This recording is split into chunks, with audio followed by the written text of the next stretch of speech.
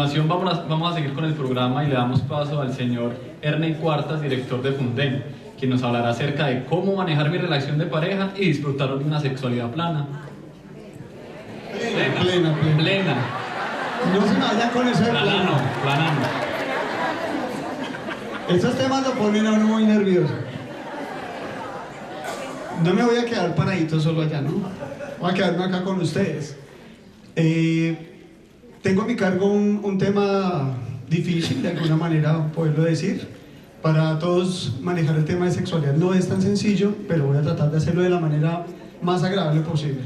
¿Han tenido ustedes expertos en hipertensión pulmonar? Para eso nos acompañan los neumólogos, y tuvieron una nutricionista experta hablando de nutrición. Yo les voy a hablar de sexualidad, pero no soy experto.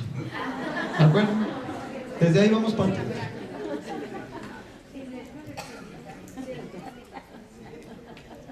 Me tocó subir.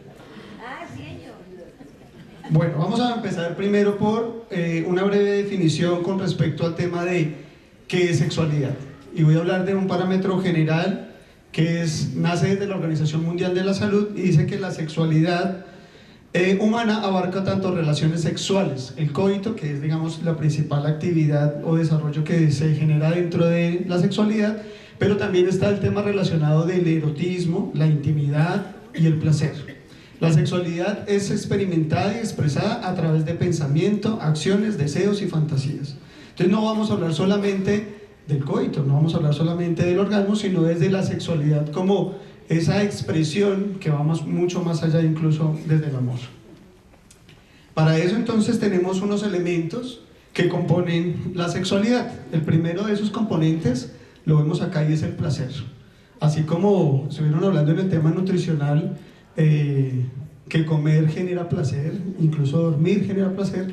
Por supuesto, en la sexualidad uno de sus principales factores y sus principales beneficios es generar placer, y no debería ser un tema tabú para nosotros, sino que deberíamos disfrutarlo siempre al máximo, en pareja, y por supuesto a través de la educación y de la formación. El segundo es como tal la sexualidad, y significa que la sexualidad es una actividad en donde se relacionan los géneros. Y acá no vamos a hablar de gustos entre personas del mismo género, sino simplemente que la sexualidad es un componente que arraiga el relacionamiento entre personas. El tercero está relacionado con el género, y no me hablo solamente de hombres y mujeres, sino desde el componente y el comportamiento que tenga cada uno de nosotros, que llegue a generar, por supuesto, el tema del placer. Los afectos. Tener sexualidad sin afecto es, digamos que poco probable, es como comer sin hambre, ¿de acuerdo? Entonces acá digamos que el afecto es esa relación que se puede generar con sentimientos a través de otra persona con la cual me puede generar gusto o amor simplemente, y con la cual puedo llegar a disfrutar de la sexualidad. La cultura. Sabemos muy bien que hoy en día vienen comunidades con una visión un poco más amplia de lo que nosotros venimos manejando. Anteriormente para nuestros abuelos era más difícil encontrar las comunidades LGBT, y hoy en día para nosotros quizás sea un poco mucho más aceptado, para lo cual digamos que se hace una apertura importante de poder hablar de este tipo de temas. Y por supuesto en hipertensión pulmonar pues aún más, porque no significa que el hecho de tener hipertensión pulmonar nos vaya a convertir en un tabú y que no podamos llegar a hablar de este tipo de comunidades. Y por supuesto está implícito el tema de reproductividad. No solamente la sexualidad es un tema relacionado con la reproductividad, pero tiene un relacionamiento y un componente importante. Entonces para eso tenemos la evolución de la sexualidad. La sexualidad hoy en día es mucho más allá, y va mucho más allá que un fin netamente reproductivo.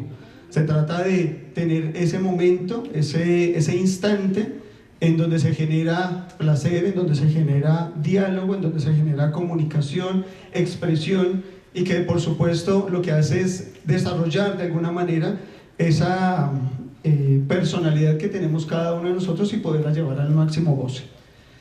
La educación en términos de salud sexual. Para nosotros también es importante que incluso hoy en día, desde la academia, no vengamos a hablar solamente desde la sexualidad como un tema tabú, sino que también esté incluso dentro de estos mismos talleres. Creo que es la primera vez que a través de un evento como estos, que es un evento académico, tenemos la oportunidad de hablar de un tema tan importante como es la sexualidad, que incluso en muchos panoramas queda simplemente atrás. Y queremos aprovechar estos escenarios precisamente para demostrar que la sexualidad también es un tema fundamental e importante en el desarrollo de la calidad de vida e incluso con pacientes con hipertensión arterial pulmonar. Y por supuesto no podemos dejar atrás siempre el tema de métodos anticonceptivos. La sexualidad está relacionada con el autocuidado, con el cuidado por supuesto de la otra persona que puede ser pues mi pareja, ¿no? Además acordémonos acá de algo muy importante, y es que las mujeres con hipertensión arterial pulmonar que pudiesen llegar a tener hijos, que es una condición que tienen que hablar directamente con sus médicos, tienen que estar muy relacionados acá para poder tener, por supuesto, el cuidado suficiente en términos de un embarazo. Entonces, para eso, y con ese preámbulo, vamos a empezar a hablar un poco acerca de la respuesta sexual humana. Acá dice masculina, pero esto aplica para lo masculino y, por supuesto, para lo femenino. Y esta es como esa montaña que de alguna manera todos vamos navegando y que queremos disfrutar a través del plan de la sexualidad. Y todo inicia desde el deseo, porque no hay sexualidad si no hay deseo, ¿de acuerdo? Si este componente falla, realmente poder arrancar y llegar hacia la cima, que puede ser el orgasmo en este caso, pues va a ser bastante difícil. Por eso tenemos que buscar siempre la manera de estar lindos, bañaditos, bien presentados, oliendo rico, dispuestos, por supuesto, para nuestra pareja, para que de alguna manera esto incentive y promueva precisamente ese deseo que se requiere. Pero más allá del deseo, lo que encontramos es el siguiente paso, llamémoslo así, que es la excitación. Ese deseo lo que hace es estimular de alguna manera nuestro sistema nervioso central, y que a través de esa estimulación lo que hace es generar excitación en cada uno de nosotros. Y no quiero hablar en términos netamente sexuales, que la excitación simplemente es esa exacerbación de mayor deseo, sino la excitación de nuestros sistemas hormonales, el sistema nervioso central, del sistema incluso cardíaco, que permite precisamente tratar de aprovechar un tema relacionado con la sexualidad. Luego viene, por supuesto, el tema de la meseta, que es, digamos, ese punto, digamos, lo máximo de la excitación, en donde ya el organismo se encuentra en ese estadio, digamos, llamémoslo de nuevo acá meseta, en donde el organismo se adecúa, se planifica, se organiza de tal manera que se encuentre preparado para tener, por supuesto, el acto sexual. Y por último tenemos el orgasmo. Esto dentro de una respuesta sexual humana, y cuando hablamos de sexualidad como tener un acto sexual. Pero no siempre debemos, y no todas las personas llegan al tema del orgasmo. Después del orgasmo encontramos el tema de la resolución, que ya es como ir disminuyendo y bajando toda esa carga hormonal y de excitación que puede llegar a tener nuestro organismo frente al tema relacionado con tener una relación sexual. Y por último tenemos el periodo refractario, que es como volver de nuevo a la normalidad, a la tranquilidad que requiere nuestro sistema. Dentro de esta curva de ascenso es algo muy importante de notar que acá siempre vamos acompañados de nuestra pareja. El deseo, la excitación y la meseta normalmente deberían venir acompañados de ese apoyo de la pareja, y que normalmente vamos de la mano con él hasta llegar hasta el orgasmo. En este periodo, en esta curva descendente, normalmente ya cada uno tiene una curva distinta, que es como ese momento, ese espacio que cada uno tiene de recuperación, de resolución, en donde el sistema vuelve, el cuerpo vuelve, digamos, a su normalidad y a su tranquilidad. Para eso entonces he traído esta diapositiva que les va a ayudar muchísimo a ustedes frente al primer paso que hemos denominado la fase de deseo, que es a través del estímulo sexual. Y por eso entonces nosotros vamos involucrados acá nuestros sentidos, que son la parte fundamental. Recuerden muy bien que la primera parte es el deseo. Si no hay deseo, realmente es poco probable continuar dentro del proceso del disfrute de la sexualidad. Y para eso entonces nosotros encontramos el oído, la vista, el tacto y por supuesto el olfato. ¿Y de qué se trata eso? La sexualidad va acompañada de este tipo de estímulos que permitamente generan y que desean promover esa excitación y ese estímulo que requieren nuestros ojos, nuestros oídos, nuestro tacto, para poder tener un goce pleno de la sexualidad, ¿sí? Por eso digamos que desde acá nacen algunas recomendaciones, y es el tema de la higiene, el de estar bonitos, el de estar bien presentados, y no por el hecho de llegar a tener cierta edad o al llegar a tener un diagnóstico significa que no tengamos ese derecho a disfrutar de la sexualidad. Componentes sexuales normales y las fases del ciclo. Entonces tenemos el deseo, la excitación, el orgasmo y la satisfacción sexual, que es esta misma curva. Dentro de eso entonces encontramos unos componentes. El primero es el componente psicofisiológico, que está relacionado con el sistema límbico, el hipotálamo y por supuesto las hormonas. Si nosotros tenemos de alguna manera una alteración fisiológica relacionada con esto, vamos a tener problemas desde el deseo. Entonces acá, y más adelante lo vamos a ver en la presentación, es muy importante saber que si tenemos problemas desde el deseo, es seguramente porque esté relacionado con un componente de estos, y desde allí deberíamos empezar a buscar ayudas profesionales, un médico, un sexólogo o incluso un médico endocrinólogo que nos ayude a verificar que nuestro cuerpo está completamente adecuado, está en características normales de poder llegar a tener de un goce de la sexualidad.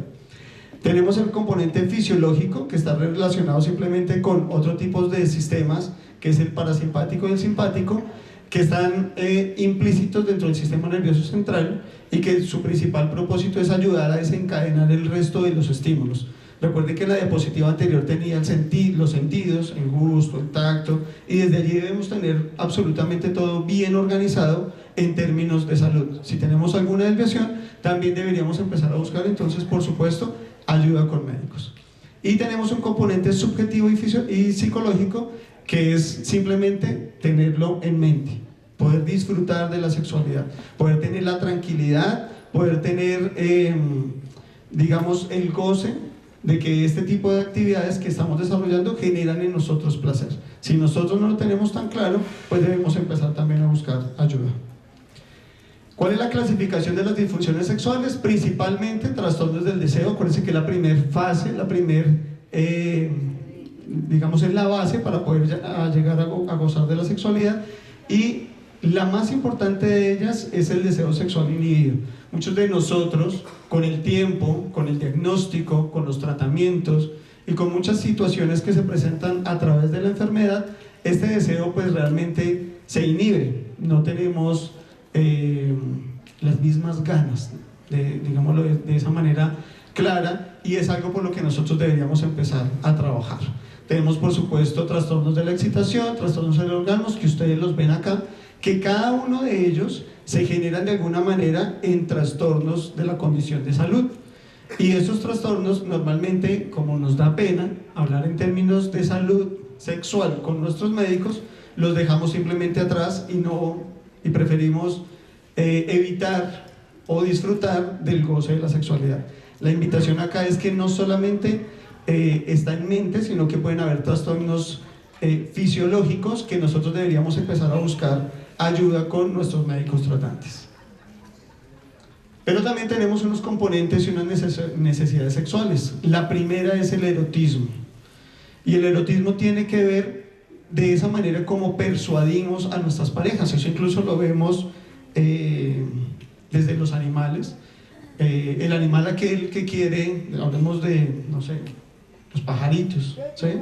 Han visto que los pajaritos utilizan el baile de esa manera para provocar a su pareja, o utilizan cierto tipo de actividades para estimular ese llamado de atención que requiere la pareja para tener un contacto sexual. Entonces desde allí es súper importante que la sexualidad no sea simplemente un momento fugaz, sino que se pueda trabajar en ellos a través de múltiples facetas.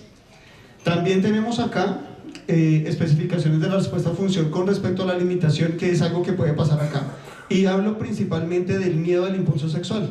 Nos da miedo llegar a tener ese impulso por parte nuestra, porque estamos enfermos, porque no sabemos si vamos a responder, porque qué tal me canse, qué tal me fatigue, o simplemente el oxígeno puede llegar a ser molesto. ¿Yo qué hago con con esa cuerdita acá, si eso realmente es muy incómodo. Entonces, una de las cosas que tenemos que empezar a hacer acá es a empezar a manejar el tema del miedo. Y por supuesto me gusta hablar también de este tema que es la marginación social.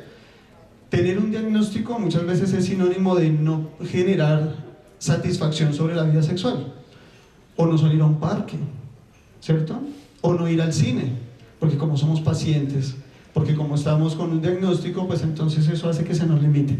La invitación acá es que la parte o la actividad sexual hace parte de nuestra vida integral, del disfrute y del goce normal que todos y cada uno de nosotros tiene, y que nosotros desde acá queremos invitarlos a que hablen del tema con sus parejas con total libertad.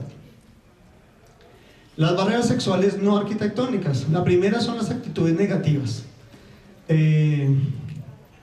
Yo insisto, desde el mismo momento en que nace el diagnóstico, es como mi vida ha tenido un cambio severo, drástico, y eso hace que echemos muchas cosas hacia un segundo componente o que sea menos importante para nosotros.